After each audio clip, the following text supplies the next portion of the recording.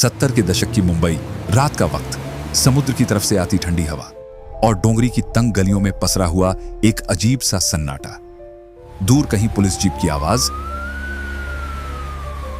और उसी शहर के अंदर धीरे धीरे एक ऐसा खेल सेट हो रहा था जो आने वाले सालों में पूरे देश की नींद उड़ा देने वाला था। सवाल यह है कि एक ईमानदार पुलिस वाले के घर में आखिर ऐसा क्या पनप रहा था?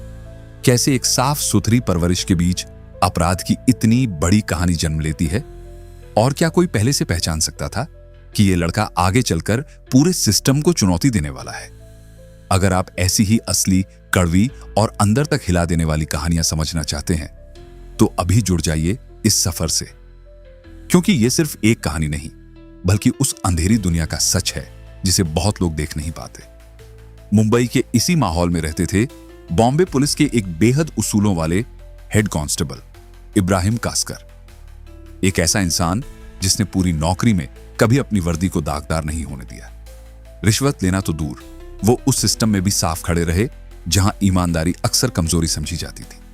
लेकिन जिंदगी कभी सीधी लाइन में नहीं चलती। उसी घर की दीवारों के अंदर एक अलग ही सोच, एक अलग ही भूख आकार ले रही थी। वो लड़का था दाऊद इब्राहिम। बचपन से ही उसका दिमाग पढ़ाई में नहीं लगता था। किताबों से ज्यादा उसकी नजरें उन लोगों पर टिकती थीं जो इलाके में भाई कहलाते थे। महंगी घड़ियां, इंपोर्टेड गाड़ियां और एक ऐसा रुतबा कि एक इशारे पर पूरा बाजार बंद हो जाए।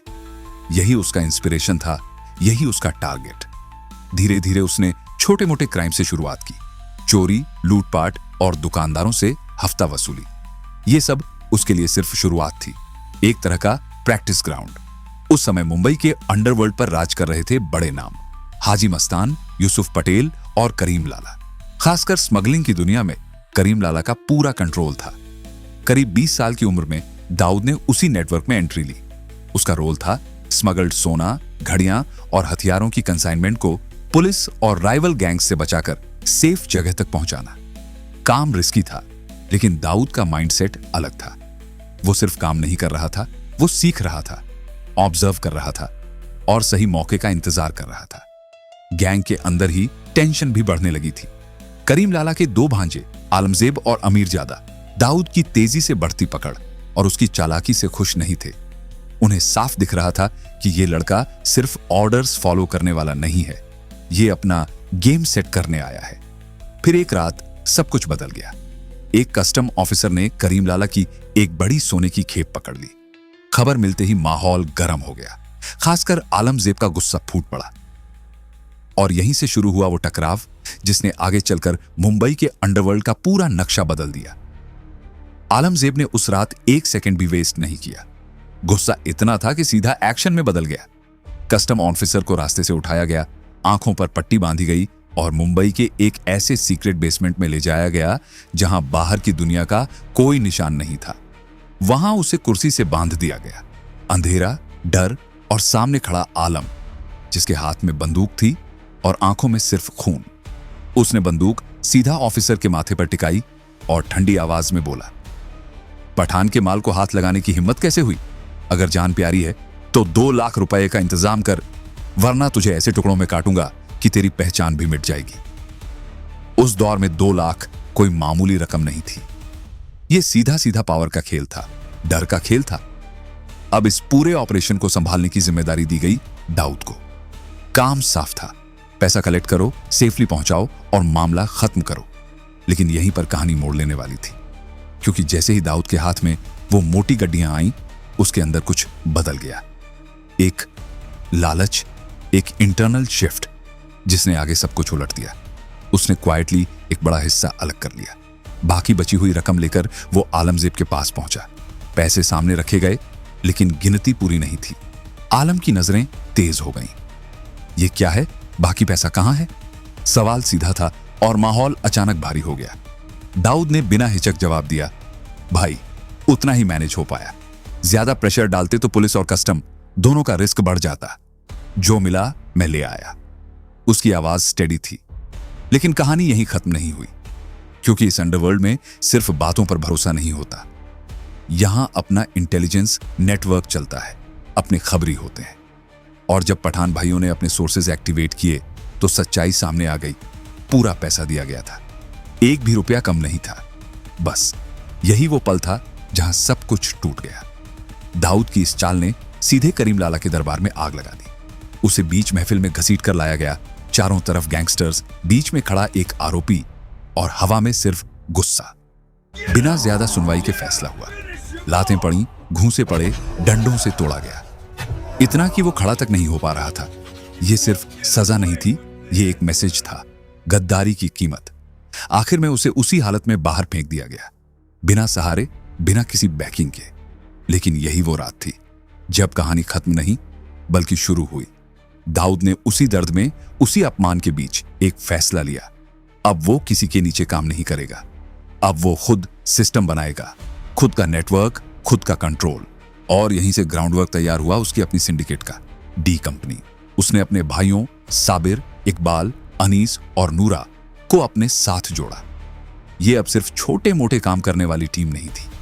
ये एक स्ट्रक्चर्ड सेटअप बन रहा था, एक ऑर्गेनाइज्ड क्राइम मशीन जहां हर आदमी चुना जाता था, ट्रेन किया जाता था और लॉयल्टी सबसे ऊपर रखी जाती थी।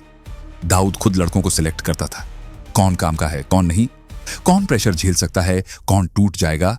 हर चीज पर उसकी नजर रहती थी। धीरे धीरे ये नेटवर्क फैलने लगा और मुंबई की सड़कों पर एक नया नाम गूंजने लगा। फिर वो हुआ जो शायद शहर ने पहले कभी इतने स्केल पर नहीं देखा था।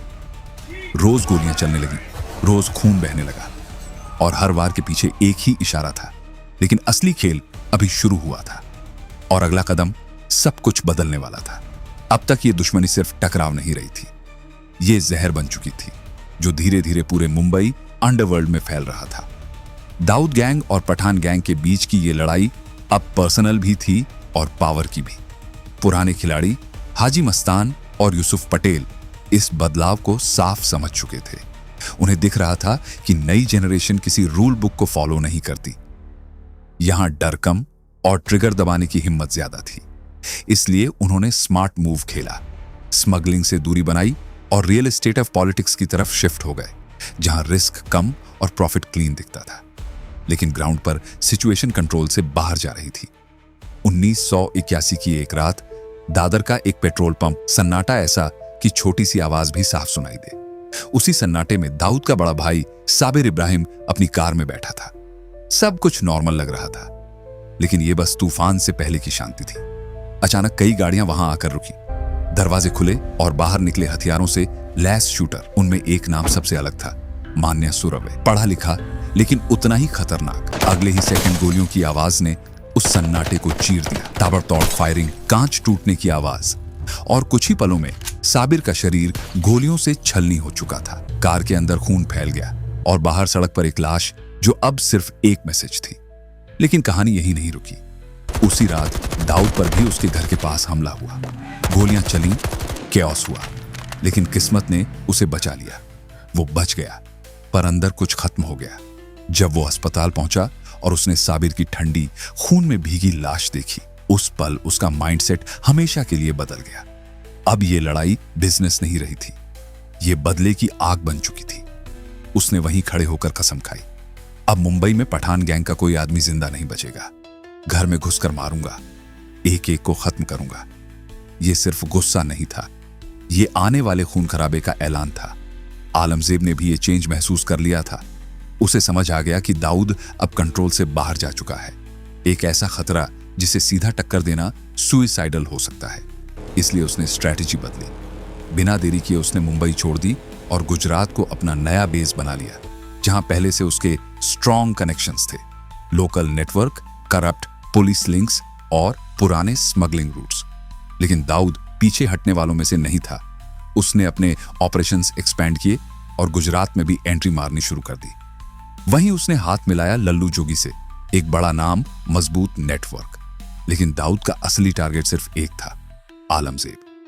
वो उसे उसके ही इलाके में घुसकर खत्म करना चाहता था। इसके लिए उसने एक चाल चली, ऐसी चाल जिसमें सामने से हमला नहीं बल्कि सिस्टम का इस्तेमाल था। उसने गुजरात पुलिस में आलमजेब के खिलाफ एक फेक केस सेट करवाया ताकि पुलिस उसे पकड़े और फिर जेल के अंदर ही उसके आदमी काम तमाम कर दें। प्लान क्लेवर था, लेकिन हर चाल काम नहीं करती। 1983 में गुजरात पुलिस को एक एक्यूरेट इंटेलिजेंस इनपुट मिला। रेड हुई और इस बार शिकंजा दाऊद पर कस गया। उसे कोफेपोसा के तहत गिरफ्तार कर लिया गया। उसके साथ लल्लू जोगी भी पकड़ा गया, इल्लीगल हथियारों के साथ रंगे हाथ। अब गेम पलट चुका था। जैसे ही यह खबर बाहर पहुंची, आलमजेब ने मौका नहीं गंवाया। उसने तुरंत दाऊद के नेटवर्क पर अटैक्स शुरू कर दिए। उसके 2 बेहद करीबी लोगों को बीच सड़क पर गोलियों से उड़ा दिया गया। यह साफ सिग्नल था, अब पलड़ा किस तरफ झुक रहा है। जेल के अंदर बैठा दाऊद यह सब सुन रहा था, समझ रहा था। उसे एहसास हो गया था कि गुजरात में बैठकर आलमजेब तक पहुंचना आसान नहीं है। ग्राउंड रियलिटी बदल चुकी थी। जैसे ही वो बेल पर बाहर आया, उसने बिना देरी किए मुंबई लौटने का फैसला लिया, क्योंकि असली खेल वहीं था और अब उसे सिर्फ एक सही मौके का इंतजार था, और वो मौका ज्यादा दूर नहीं था। 6 सितंबर 1983, यही वो तारीख थी जहां से कहानी एक नए और खतरनाक मोड़ पर जाने वाली थी। अब खेल और ज्यादा खतरनाक हो चुका था। खबर आई कि आलमजेब का भाई अमीर जादा एक पुराने केस में मुंबई सेशन कोर्ट में पेश होने वाला है। दाऊद समझ गया, ये मौका है, लेकिन रिस्क भी उतना ही बड़ा है। यहां कोई भी जाना पहचाना शूटर भेजना मतलब सीधे पुलिस के जाल में फंसना। हर चेहरा पहचाना जाता था, हर हरकत पर नजर थी, इसलिए उसने सीधा रास्ता नहीं चुना। उसने दिमाग लगाया। उसने मदद ली बड़ा राजन की, उस समय अंडरवर्ल्ड में उभरता हुआ नाम जिसका अपना अलग नेटवर्क बन रहा था। राजन ने इस काम के लिए जिस लड़के को चुना वो खुद एक सरप्राइज था। डेविड परदेसी, दुबला पतला, कम उम्र और चेहरा ऐसा कि कोई उसे क्रिमिनल सोच भी नहीं सकता था। यही उसकी सबसे बड़ी ताकत थी। कोर्ट का दिन, अंदर खचाखच भीड़, चारों तरफ पुलिस का कड़ा बंदोबस्त, हर एंट्री पॉइंट पर चेकिंग। जज अपनी कुर्सी पर बैठे थे। माहौल पूरी तरह फॉर्मल और कंट्रोल्ड था। अमीर ज्यादा कटघरे में खड़ा था। शायद उसे अंदाजा भी नहीं था कि कुछ सेकंड बाद क्या होने वाला है। उसी भीड़ के बीच से एक लड़का धीरे धीरे आगे बढ़ता है। न कोई घबराहट, न कोई जल्दबाजी, बस स्टेडी कदम, सीधा कटघरे की तरफ। उसकी उम्र और मासूम चेहरा देखकर किसी पुलिस वाले को शक तक नहीं हुआ। यही वो गैप था, यही वो चूक। वो अमीर ज्यादा के पास पहुंचा और बहुत हल्की आवाज में बोला, दाऊद भाई ने आखिरी सलाम भेजा है। ये शब्द खत्म भी नहीं हुए थे कि अगले ही पल उसने अपनी पैंट के अंदर छुपाई हुई रिवॉल्वर निकाली और बिना 1 सेकंड गंवाए गोलियां दाग दी। धड़ाधड़ फायर जज के सामने, खुले कोर्ट में। कुछ ही पलों में अमीर ज्यादा जमीन पर गिर चुका था। चारों तरफ चीखें, भगदड़, पैनिक। पूरा सिस्टम उस एक पल में हिल गया। पुलिस ने तुरंत रिएक्शन दिया। डेविड को वहीं पकड़ लिया गया। लेकिन तब तक जो होना था वो हो चुका था। यह सिर्फ एक मर्डर नहीं था, यह एक पब्लिक स्टेटमेंट था। मैसेज साफ था, दाऊद जहां चाहे, जब चाहे, जैसे चाहे वार कर सकता है, इवन कोर्ट के अंदर भी। इस घटना ने पूरे देश के अंडरवर्ल्ड और पुलिस सिस्टम को हिला दिया। हर कोई समझ गया कि अब यह खेल अलग लेवल पर पहुंच चुका है। दाऊद के खिलाफ पहले से कई सीरियस केसेस चल रहे थे। 1970 के एक रॉबरी केस में उसे 4 साल की सजा भी सुनाई जा चुकी थी।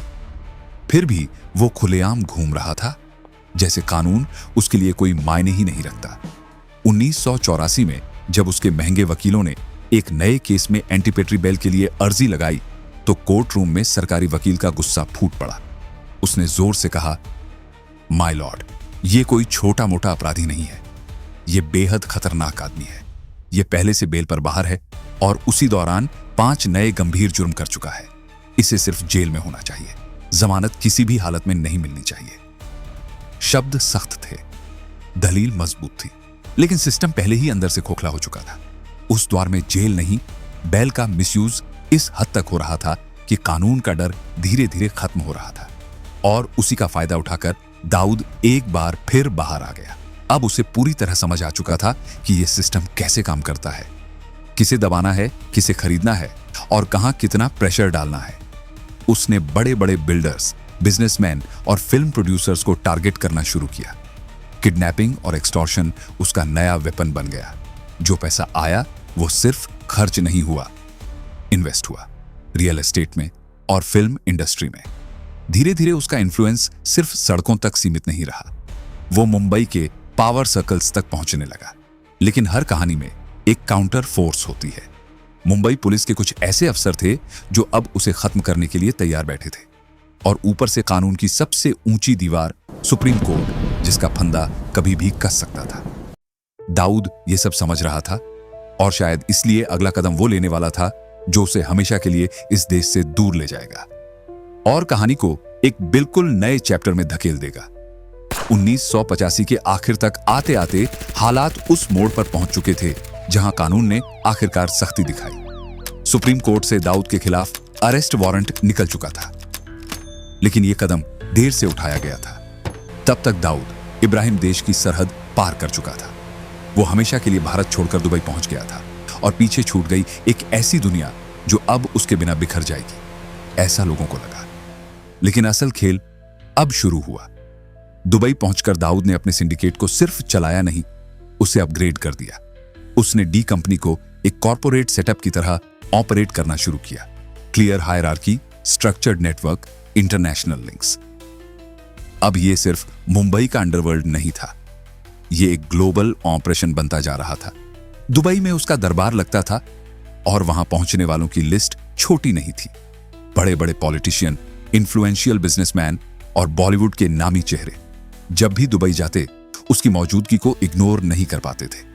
उसी दौरान गॉसिप मैगजीन्स में विस्पर्स फैलने लगे कि दाऊद का कनेक्शन फिल्म इंडस्ट्री की एक बेहद मशहूर एक्ट्रेस से है।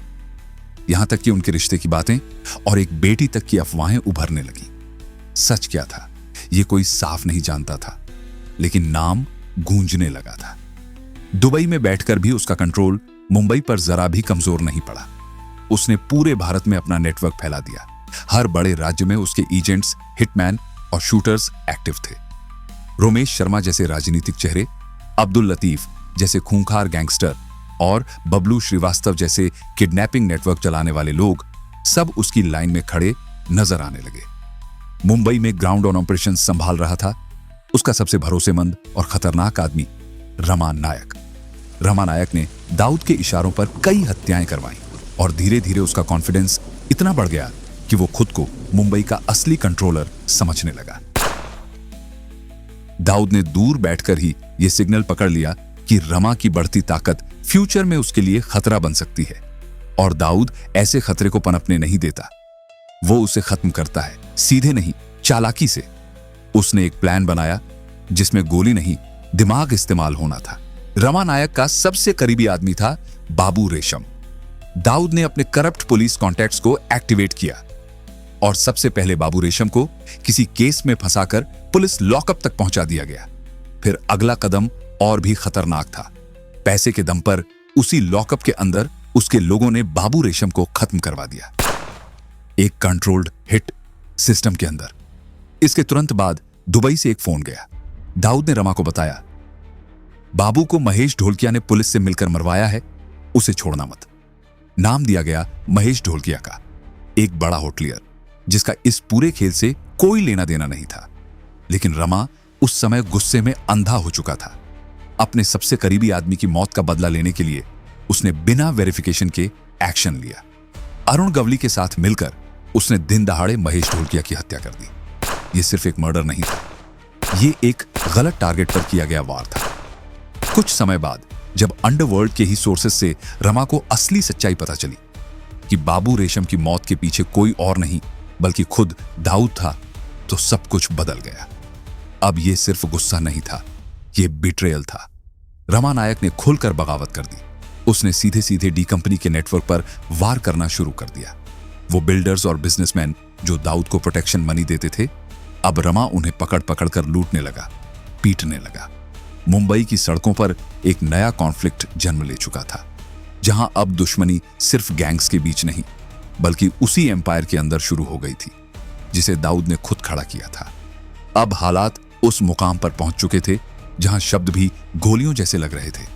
रमा नायक ने खुलकर ऐलान कर दिया, अब एक भी पैसा दुबई नहीं जाएगा।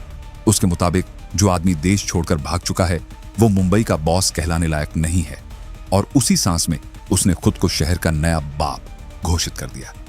यह सिर्फ बयान नहीं था, यह सीधी चुनौती थी। लेकिन कहानी ने अचानक एक और मोड़ लिया। रमा नायक की मौत के बाद उसके पूरे सेटअप, दगड़ी चौल और गैंग की कमान उसके सबसे भरोसेमंद आदमी अरुण गवली के हाथों में आ गई। गवली को अच्छी तरह समझ आ चुका था कि उसके गुरु के साथ क्या खेल हुआ था और उसके पीछे कौन था। अब ये लड़ाई पर्सनल भी थी और पावर की भी। मुंबई की सड़कों पर एक नई जंग शुरू हुई, डी कंपनी बनाम गवली गैंग। ये कोई छुपी हुई राइवलरी नहीं थी, ये खुला, खतरनाक और खून से भरा हुआ कॉन्फ्लिक्ट था जिसने पूरे शहर को अपनी चपेट में ले लिया। गवली ने शुरुआत ही बड़े वार से की। उसने दाऊद के मुंबई ऑपरेशन संभालने वाले आदमी सतीश राजन को खत्म करवा दिया। यह सीधा सिग्नल था, अब खेल बदल चुका है। यह खबर दुबई तक पहुंची और वहां बैठा दाऊद बौखला गया। रिएक्शन तुरंत आया।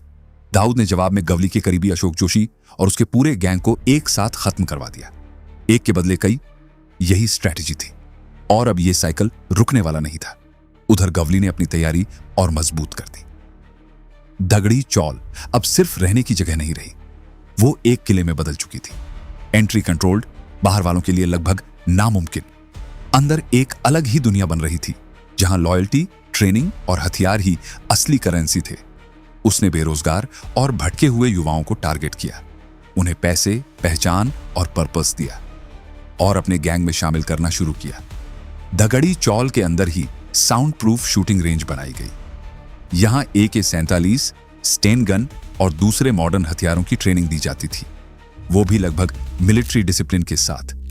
ये अब कोई गैंग नहीं था, ये एक ऑर्गेनाइज्ड आर्म्ड यूनिट बन चुका था। गवली ने अगला वार और भी सीधा किया। दाऊद के मैनेजर महेश चौड़िया को किडनैप किया गया और फिर उसे बेरहमी से मार दिया गया। यह सिर्फ रिवेंज नहीं था, यह दाऊद के नेटवर्क को कमजोर करने की कोशिश थी। लेकिन जवाब फिर आया। दाऊद ने अपने हिटमैन महेश कुलकर्णी के जरिए गवली के सगे भाई किशोर गवली को खत्म करवा दिया। अब यह लड़ाई पूरी तरह खून के रिश्तों तक पहुंच चुकी थी। 1992 में यह जंग और पर्सनल हो गई।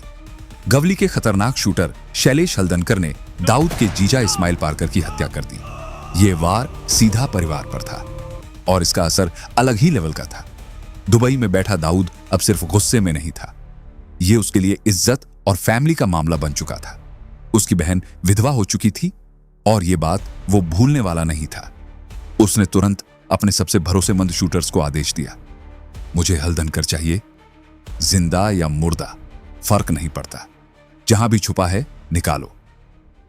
उस वक्त शैलेश हल्दनकर खुद सुरक्षित नहीं था। एक पुराने हमले में घायल होने की वजह से वो मुंबई के JJ हॉस्पिटल में भर्ती था, भारी पुलिस सुरक्षा के बीच।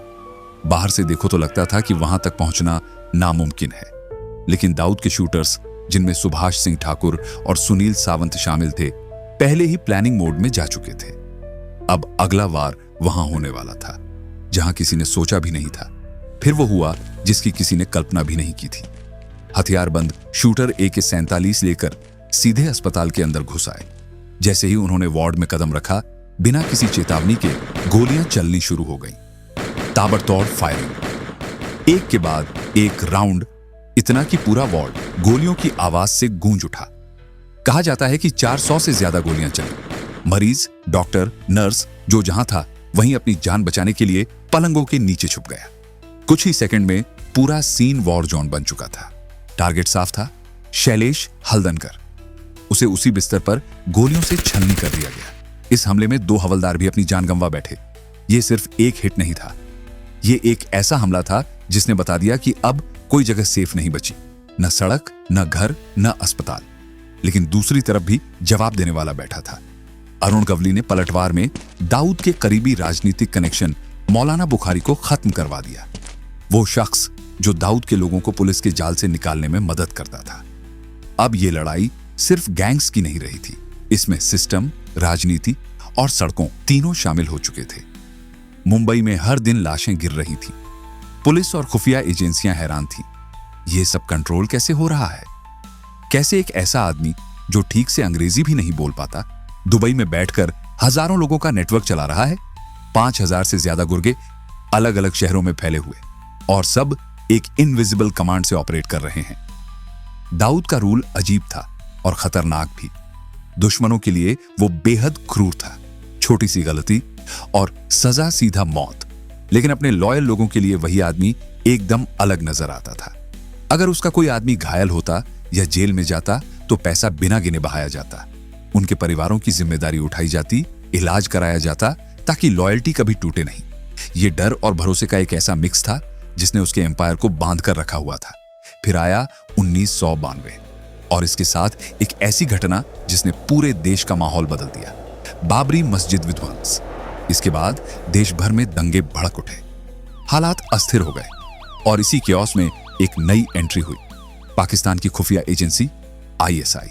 आईएसआई ने दाऊद में सिर्फ एक गैंगस्टर नहीं देखा, उन्होंने एक रेडीमेड नेटवर्क देखा, एक ऐसा सिस्टम जो पहले से एक्टिव था, ऑर्गेनाइज्ड था और जिसे बस एक डायरेक्शन देने की जरूरत थी। दुबई में उसके साथ कॉन्टैक्ट स्थापित किया गया, ऑफर्स रखे गए, सुरक्षा, ग्लोबल प्रोटेक्शन और उसके इलीगल बिजनेस को बिना रुकावट दुनिया भर में फैलाने की छूट।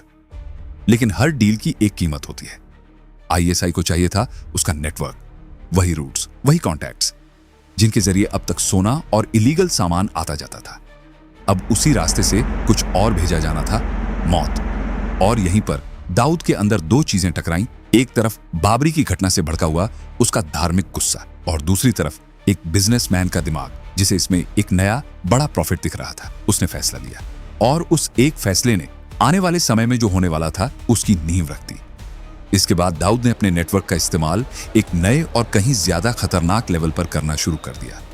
गुजरात और महाराष्ट्र के समुद्री तट अब सिर्फ स्मगलिंग रूट्स नहीं रहे, यही रास्ते हथियारों और आरडीएक्स की भारी कंसाइनमेंट भारत के अंदर पहुंचाने के लिए इस्तेमाल होने लगे। इस पूरे ऑपरेशन की कमांड उसने अपने सबसे भरोसेमंद आदमी टाइगर मेमन को सौंप दी, एक ऐसा नाम जो आगे चलकर इस पूरी साजिश का अहम चेहरा बना। फिर आया वो दिन जिसने पूरे देश को हिला दिया।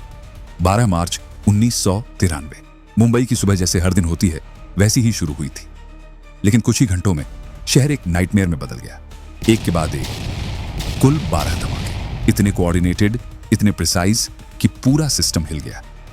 बॉम्बे स्टॉक एक्सचेंज से लेकर एयर इंडिया बिल्डिंग, सेंचुरी बाजार और जावेरी बाजार, हर जगह सिर्फ तबाही का मंजर था।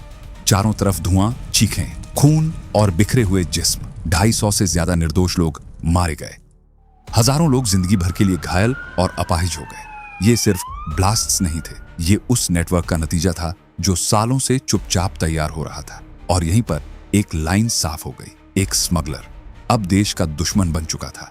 दाऊद इब्राहिम अब सिर्फ अंडरवर्ल्ड का नाम नहीं रहा, वो भारत का सबसे बड़ा और मोस्ट वांटेड आतंकवादी बन गया। इन्वेस्टिगेशन एजेंसीज के लिए ये टर्निंग पॉइंट था। अब ये क्राइम नहीं, टेररिज्म था। लेकिन असर सिर्फ बाहर नहीं पड़ा, अंदर भी दरार शुरू हो गई। डी कंपनी के भीतर ही बंटवारा होने लगा। छोटा राजन जैसे लोगों ने दाऊद से किनारा कर लिया। उन्होंने खुद को देशभक्त बताकर उसके खिलाफ खुली जंग छेड़ दी। यह स्प्लिट सिर्फ ईगो क्लैश नहीं था, यह आइडियोलॉजी का टकराव बन चुका था। अब डी कंपनी पूरी तरह बदल चुकी थी। पहले यह क्राइम सिंडिकेट थी, अब यह एक ऑर्गेनाइज्ड टेरर नेटवर्क बन चुकी थी जिसका इंपैक्ट देश की सीमाओं से बाहर तक जा रहा था। 1995 तक आते आते अंदाजा लगाया गया कि दाऊद का सालाना टर्नओवर करीब 2000 करोड़ रुपए तक पहुंच चुका था। आज के हिसाब से यह कई गुना ज्यादा है।